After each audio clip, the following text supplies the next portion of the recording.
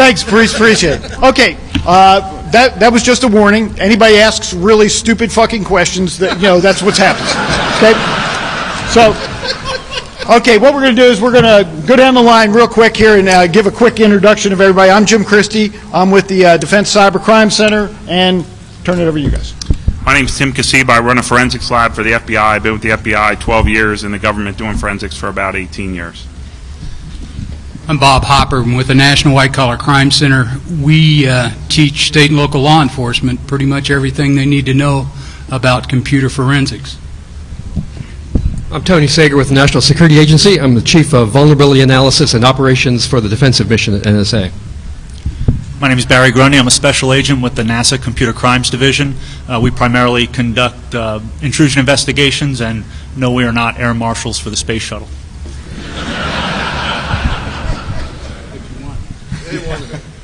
Well, good evening. I'm the Token International partner here today. Al Langell with the Royal Canadian Mounted Police, representing the Royal Canadian Mounted Police Technological Crime Program. I head up the Atlantic Region Integrated Tech Crime Program. My name's Tim Fowler. I'm a Marine Special Agent assigned to the Naval Criminal Investigative Service in Washington, D.C. for the work in the Cyber Department. And that's pretty much it.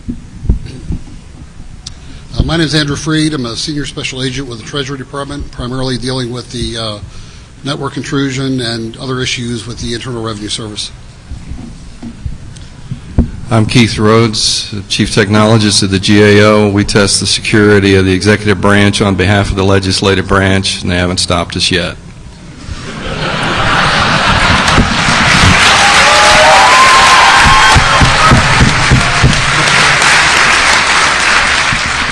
Rich Marshall, first generation deadhead, was a legal architect in a formal life for Eligible Receiver 97. Along with Dick Clark, helped write the cybersecurity strategy for the nation, and currently do legislative liaison for the agency to the Hill. My name is Kevin Manson. I'm a webaholic. Hi, Kevin. You're supposed to say hi, Kevin. Thank you. I coined the term cybercop a decade and a half ago, I guess it was, and I was fortunate to be able to co-keynote DEF CON in Black Hat rather than 2001 with a very good friend, Bill Tafoya, retired from the FBI. And the thing I left with the con back then is what I'd like to leave with you all, and that is the elite, the true elite are those who defend the net. My name is Lynn Wells. I'm now at National Defense University doing transformation, but I had several years with the Networks and Information Integration people in the Office of Secretary of Defense. I'd just like to remind everybody out there that about 40% of the Defense Department acquisition workforce is going to be retiring in the next 5-10 years, and if you guys aren't convicted of a felony, there are lots of good opportunities.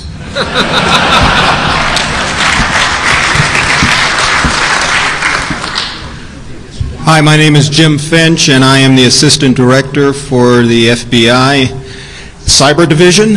And if there is a cyber investigation being conducted on anyone in the United States, you can blame me. I'm responsible. Okay, on that note. On that happy note. That's a throwdown. Yeah. The plan is we're just opening it up to you guys for questions at this point. So we need microphones for folks that are going to be asking questions. Are there microphones out there? Okay, that concludes our briefing.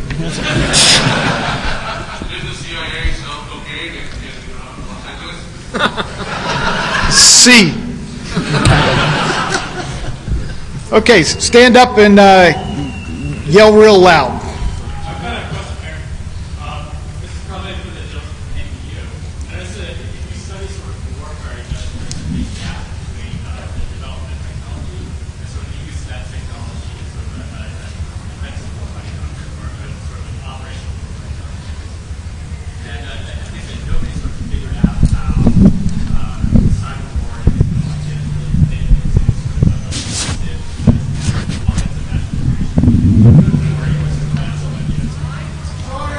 So I'll repeat the question. The question is, how does cyber warfare fit into U.S. offensive national security strategy?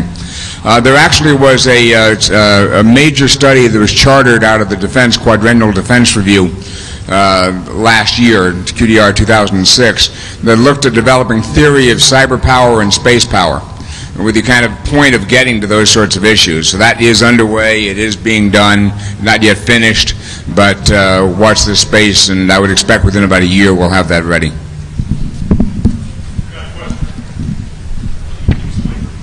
Yeah, let me add a little bit to that. One of the first live test fires for information warfare was Eligible Receiver 97, and that demonstrated to our senior military and political leadership the efficacy of information warfare. I mean, it really was a real live fire exercise. It worked and has made a big difference. Later this year, in September 19 through 21, I think I have the dates correct, there's going to be a national program called InfoWarCon, which is, check the web on that. It's going to be an absolutely awesome opportunity to see some of the implications of the question that you asked. That was a very good question, by the way.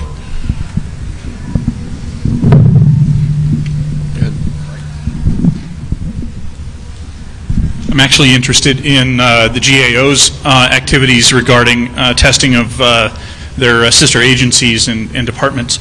Oh no. Anyway,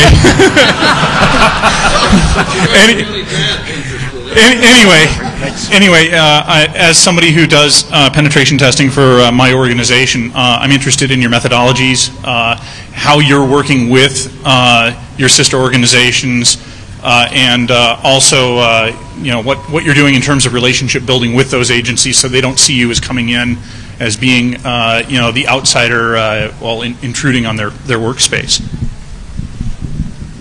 Oh, I'd also like to spot a bunch of feds. I guess the point I'd make is that when you're testing someone's security, there's no way they don't see you as the adversary. So tough. I work for a different branch of government, you know. Any soft skills that you consider are worthwhile? Smile. Bend over.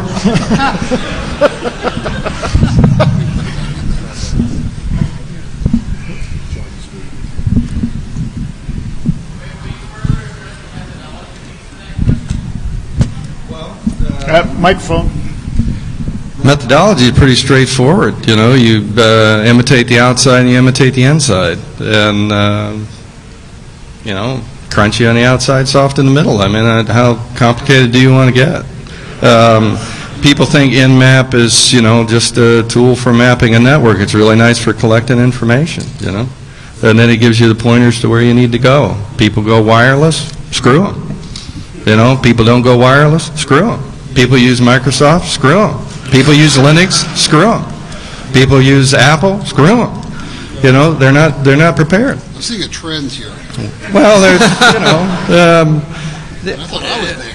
well, it's just, listen, you go in and you give them the snapshot of the technical representation at a point in time. That's the symptom of the disease. And you explain to them that the real problem is that there hasn't been an eligible receiver on the civil side. There hasn't been an eligible receiver for the private sector. You're trying to convey to them, okay, this is what could have been done, and by the way, here's all the stuff you need to do to fix them. In some cases, we made 500 recommendations on one job. They're very specific, they're very technical, they're very detailed. The front of the report that we give to them, which is what all of you can read, because that's what we post to the web, you'll see it has a recurrent theme. Is somebody responsible for security? Do you do risk management? Please, sweet Jesus, don't use passwords. You know, come up with something better than that. I mean, these are the kinds of recommendations. It isn't rocket science. You know, it's just a bunch of buggy software that people haven't configured properly. Let me pile on the methodology end. My group at NSA includes the red and blue teams, so that are similar penetration testing kind of work. We've actually bundled up, this may or may not help you, but bundled up the blue team methodology into a thing that's now being trained like it was trained at Black Hat. The InfoSec assessment methodology and evaluation methodology were developed at NSA. That's the way we conduct our jobs. And then we've kind of worked that to outsource or to license it out to a commercial company to train for whoever wants to do it. We don't get anything from it. It's just a way of pushing out the methods that we use for anybody else who wants to do similar kind of work.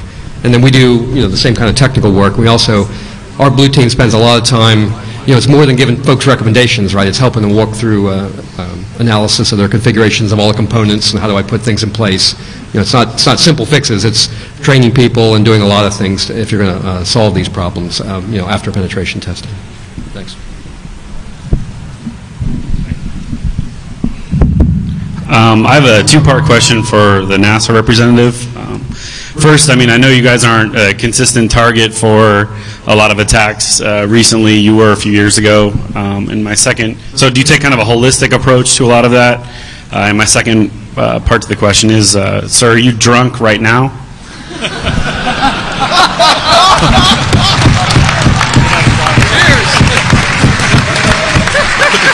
Touché, mon frère.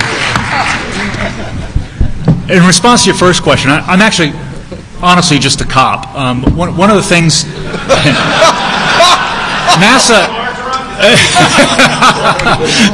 NASA's IT security infrastructure it's really fluid, and what a lot of people don't really recognize with NASA is that it's a research organization, and a lot of their systems are by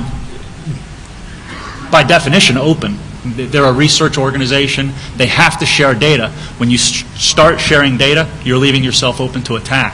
So, yes, we get attacked an awful lot because we're a high visibility target, and for some reason people see hacking NASA as something that's like the golden orb or something. I don't quite get that, but you have to understand we're not like DOD where everything's locked down, and you've got all these policies in place.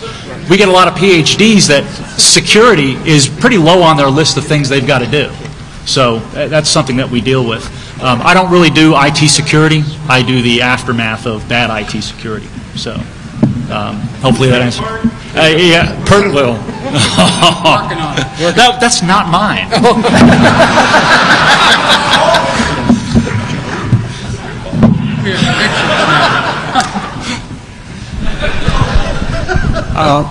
Having to deal with a huge bureaucracy that often doesn't listen to common sense, what advice would you give to us as we go into the boardroom to try and convince the CEO that his AOL account isn't in his best interest? And where are the UFOs headed? Oh, man, I love this audience. Right, Patterson Air Force Base. I think the answer to your question kind of falls along the lines of the Sarbanes-Oxley Act, which I kind of politely refer to as the Accountants Full Employment Act.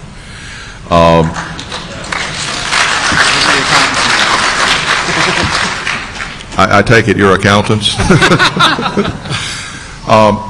The other point to be made is anytime a person is on a board or anytime a person is a CEO, they are tagged with some very severe responsibilities, which they use to justify their enormous salaries. But part of that is called a fiduciary duty to the stockholders, a fiduciary duty to those who have invested their money and who have invested their lives into the company to try to make it profitable and try to make it better. And they're so concerned, and I think part of this is due to the accountants, it's also due to the stock market, the way that operates, and that is the fact that they're driven on short cycles for return on investment. They call that ROI. And that's very important as a business model. But as a lawyer, I want people to remember that ROI also stands for risk of indictment. So if they screw it up, they run into this issue of deprivation of liberty, also known as jail.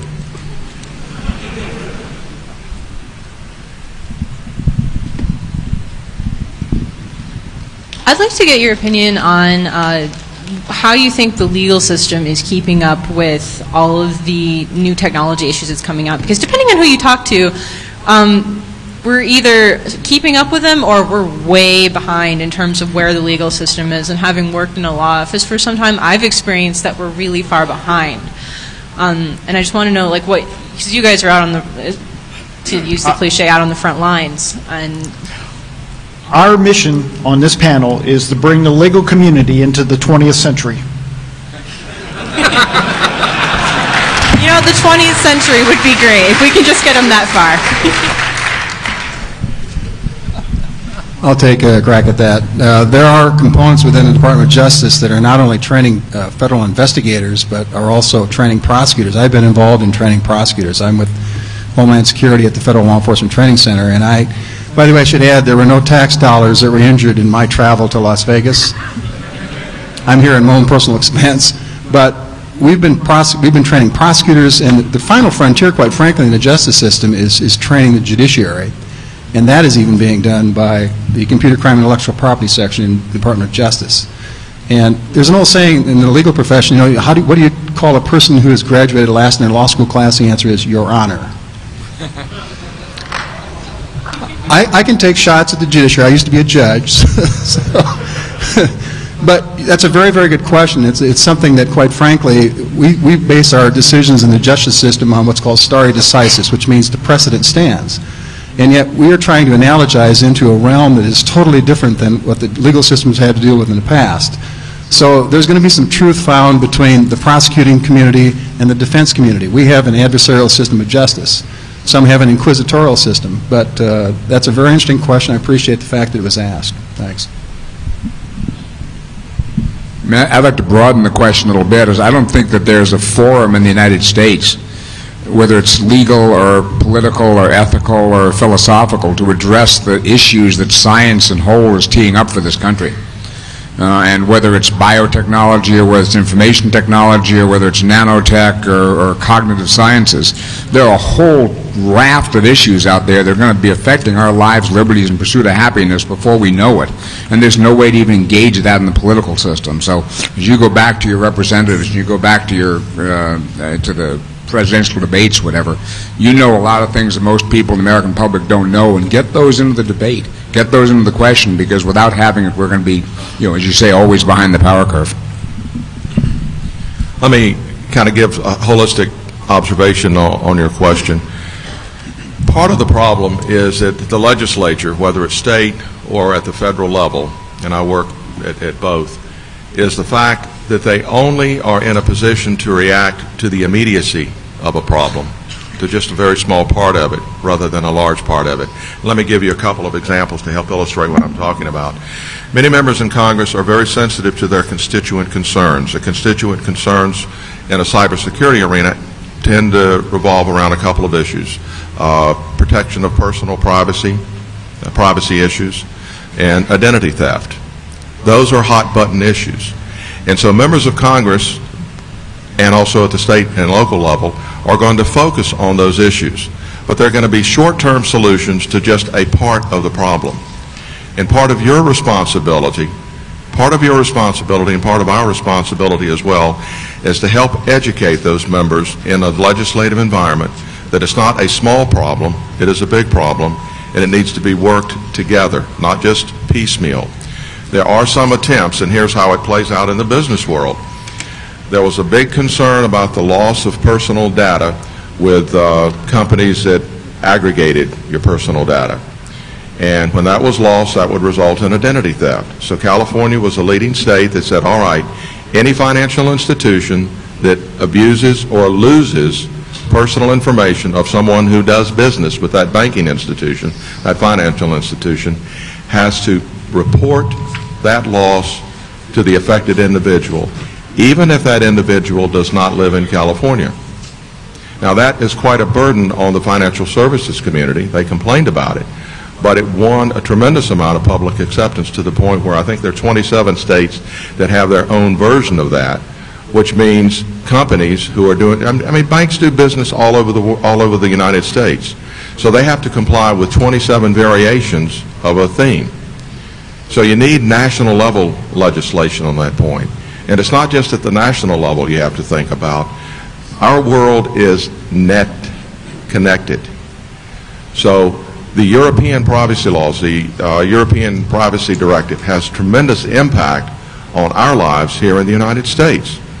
They're more interested in privacy than we are because they've experienced totalitarian governments much more recently than we have.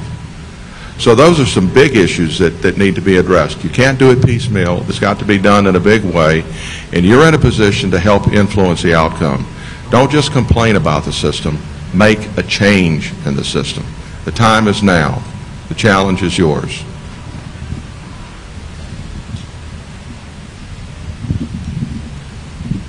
Two-part question as well. First, if the country came under cyber attack, would you reach out to the community represented here for help, and what would that look like? And two, regardless of that first answer, what will the government response be should the community decide to take matters on their own hands?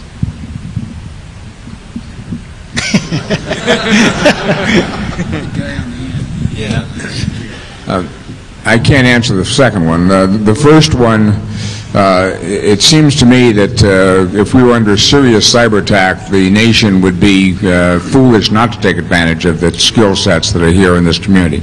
My guess is that initially we would not. We would look internally, and then depending on the level of the attack, we'd probably realize that we have to draw on the skill sets here. And so I think we would very quickly get to the situation to talk about. I honestly can't say how we'd address the second one, perhaps. You say if the country was under attack, I would say there are many days I feel like the internet is under attack. And as far as reaching out to the community, we always reach out to the community. Sources of information, we know there are people sitting in the private sector. The private sector owns the internet, and they are most familiar with it. They're looking at the security of the information of the internet. They're looking at the net flow. They're doing the net flow analysis. They're configuring the security on the internet. We would be fools not to look to the community, so to speak, the very people who are securing the internet for help, because the private sector sees it first. And as far as taking the law into your own hands, well, we would handle you like any other criminal. That's what we do. But we would reach out to you for your assistance because we know that skill set is there.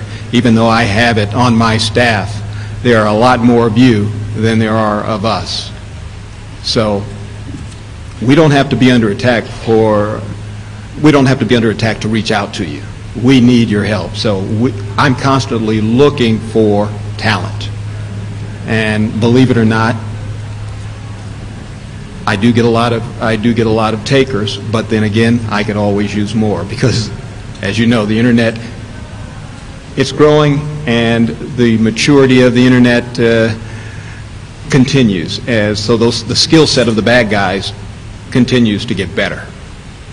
So I'm going to be looking for more help in the private sector, folks like yourself, to assist us. So if that's a reasonable answer, that's how we handle things. So the industry, the private sector, might be different than the community that's represented here. That's Well, your community, I look at you and I don't say that you're necessarily different than the private sector. If you're not working for the government, then I look at the net community, so to speak, as the non-government community.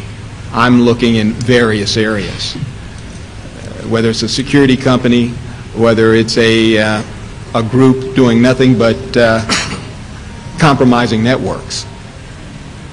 I want to get to know those people. I need that skill set.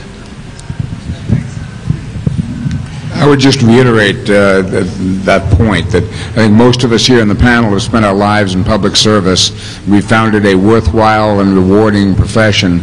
The people with the skill sets out there in this audience, we would invite you to seriously look at joining that because you bring a lot to the table, and we have needs for your talents. And as I said before, as long as you haven't crossed some sort of felony line, that there's some real opportunities here. Along that same line, I'm a network intelligence officer for the City of New York, and I guess my question goes to the impending retirement of a lot of members of the federal team, so to speak.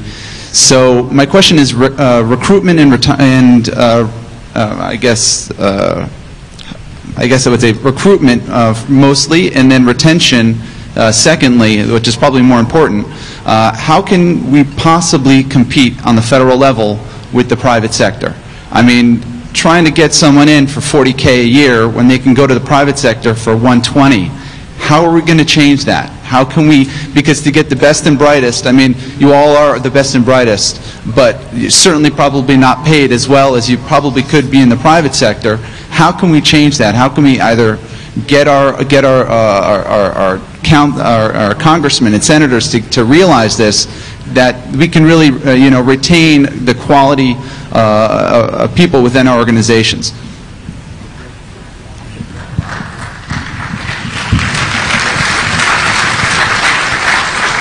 Let me throw that back to you, because you obviously took the challenge and accepted it. So I'd like to ask you, because you probably have the answer to the question you're asking us, quite frankly. And I appreciate your service. And I'll give you one of those. Thank you very much for your service. I'd like to make a comment on that. You know, I think that most of the people that are in federal law enforcement, I've been there for 18 and a half years, if we look at somebody and all they're worried about is the money, they're probably not very well suited to federal law enforcement to start with. I think most of us that do this because we're trying to serve our community, the American people, and in many cases, even people of other areas. And I think that there has to be a certain desire to want to do the right thing at a certain risk of not making as much money. I think that in the federal government, we're not in a very good position of bringing people in at a high salary. We're at a good position of bringing somebody in a low salary and letting them work up to a relatively high salary. But, we have soldiers overseas that have, PhD degrees that are extremely intelligent, that earn a fraction of what they would in private sector. They do it because of their dedication and loyalty. And I think that if somebody wants to be in law enforcement and they're willing to make those sacrifices, it's a damn good job. And I've been doing it for 18 and a half years. And, if I was young enough, I'd do it for another 18 and a half years. It's a fun job. It's a challenging job. And there's things that we can do and get challenged with that you will never, ever be exposed to in the private sector. So if you're worried about the dollars, don't apply for a federal job. But if you want some really good work, and when you're retired and have your grandchildren on your knee, and you want to tell them all of these stories that you did, the war stories, then that's why you get into law enforcement.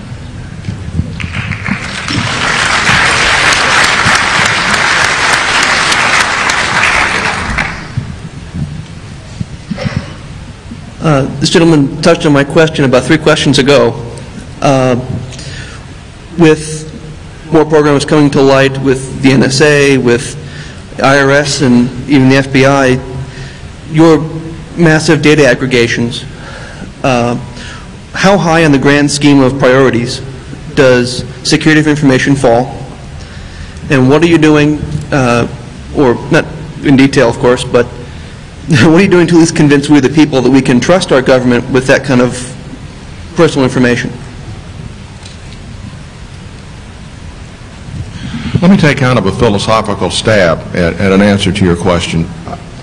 I doubt if any of you, or maybe just a handful of you in this room, are going to remember an incident, a program called ClipperChip, which, well, that's refreshing that you do remember this, because so many times we get to relearn history, we forget to learn from past mistakes, and in that particular situation, the issue focused on who was going to be the escrow agent. Was it going to be a federal entity, or was it going to be a commercial entity? It turned out that no one was happy with any result.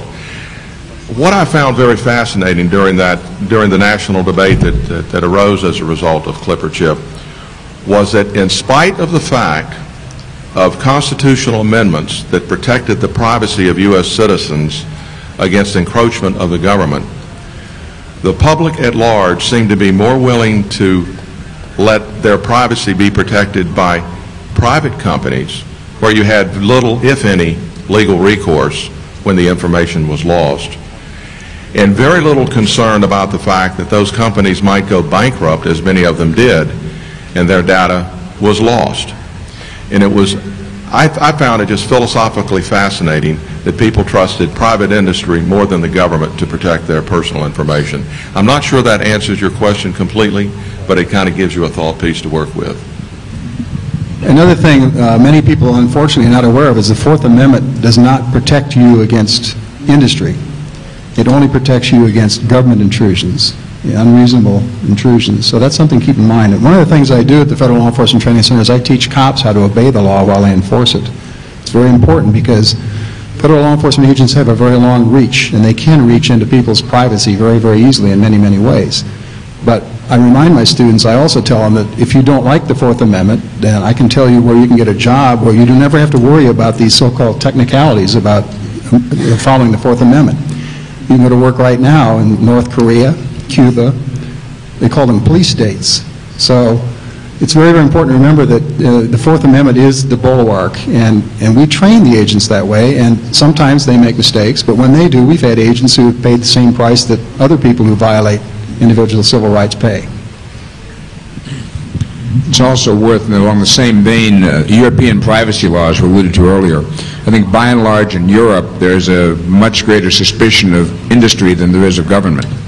And that's reflected in the laws. And so there's a balance here. I think it's important to realize that our privacy can be affected by a number of things, not just the government, and the aggregation of data doesn't just exist in government databases, and the real solution needs to be a holistic one to the problem, not just one piece. Thanks. My question is a serious one. I'd like to know what you gentlemen think about whether or not the federal government is prepared today to deal with a major cyber attack against our infrastructure. And if we're not prepared, what work still needs to be done to get us prepared? I want to just start with the fact that, and it's not just the federal government that protects this infrastructure. The vast majority of the infrastructure in the United States is in the private sector. And one of the things that came out of going back to the 90s with the Presidential Decision Directive 63 with these information sharing and analysis centers to try to bridge the gap between the public and private sectors. For a number of reasons, those haven't worked. But this has got to be some kind of a partnership between the federal government and the private sector. But I would argue emphatically that the nation as a whole, federal, private, state, local, is not in fact ready for that kind of an attack.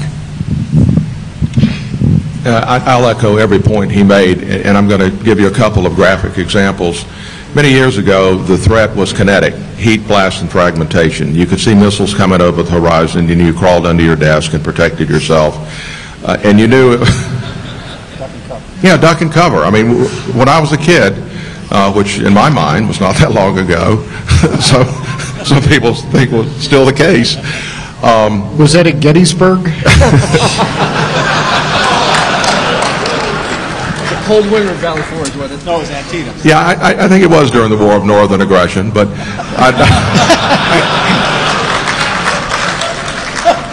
But the point to be made was we knew that if someone fired a ballistic missile at us, it was nation-state sponsored. It was an element of war, and people could agree on that. Today, the world has evolved in a very dramatic way as a result of political changes, economic changes, religious tensions, technology, information, economics. We're all tied together. And now, if a missile were to come into this country, we wouldn't know for a certainty, in all probability, whether it came from a rogue nation, whether it was actually nation-state sponsored, or whether it was a group of fanatics, or whether it was a crazy group somewhere and you pick a country. And the same thing is true of information warfare, and it's even scarier when you think about information warfare, because as was illustrated in the Estonia situation, it doesn't have to be nation-state. It can just be a group of people who want to bring down an economic system, as whoever did it clearly demonstrated in Estonia. And it was a situation where it wasn't so much the Estonian government that responded, it was the entities that were attacked that were responded. And when we think of our critical infrastructure, and you can pick any number you want, I've read anywhere from 85 to 95%, is owned by the private sector. The private sector, again, has a legal responsibility, a moral responsibility to protect their assets. And unless and until they are in a position of investing enough money and investing your talent into protecting those assets, I think it's unfair to blame anyone unless you're willing to take care of your own house first.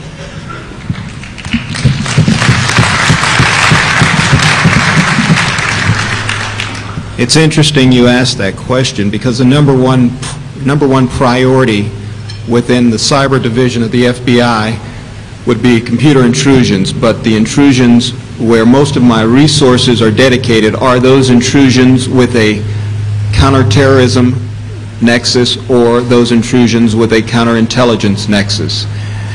And although I look at the intrusions to the banking system and the other cyber fraud that goes on, when it comes to our national security, that's where I direct a great deal of my resources.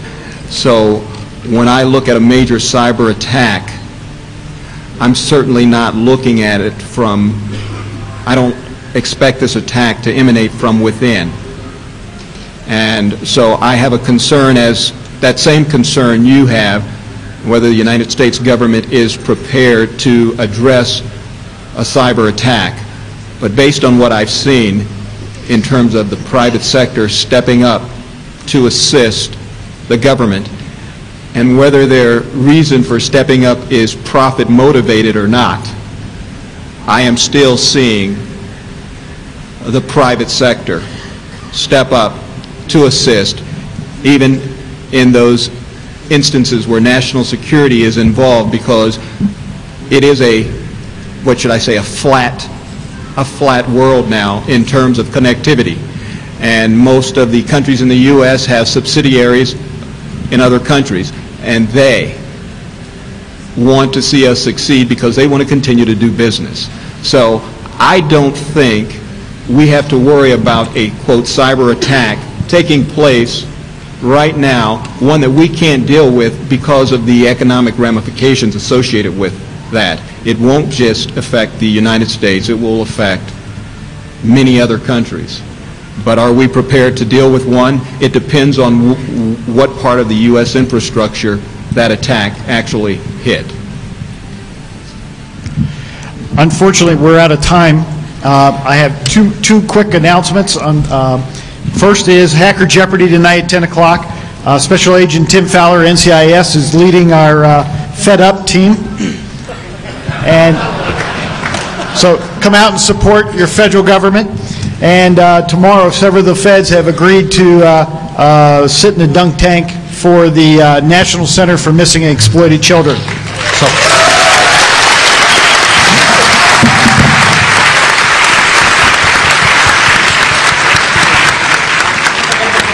I want to thank the audience for the well thought out and considerate questions, and sorry we don't have enough time to answer, but we're going to be around most of the weekend. Thanks, guys.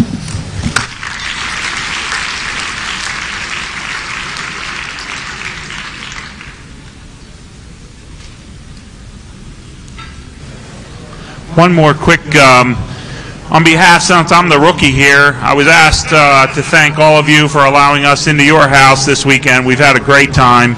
And as a coordinator, Jim Christie here has coordinated all our efforts, so we wanted to give him a gift. He also has his significant other here this weekend. So, Jim, candy pasties. Thank you very much.